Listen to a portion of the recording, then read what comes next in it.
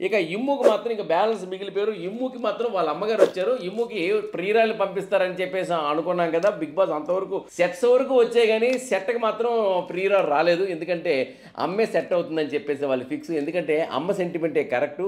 ఇంత కని పెంచిన అమ్మని పంపిస్తే కరెక్ట్ గానీ, ఇంకా ప్రియురాలు స్థాయిలో ఉన్నారు కదా! ఇంకా మ్యారేజ్ ఇంక అవ్వలే కదా! అమ్మొస్తే అమ్మే అని చెప్పేసి ఇమ్ముకి అమ్మని పంపించారు. అయితే అమ్మని పంపించిన తర్వాత అమ్మ ఇంట్లోకి వచ్చిన తర్వాత అర్థమైందండి. ఇమ్ముకి ఆ కామెడీ ఎక్కడి నుండి వచ్చిందంటారు?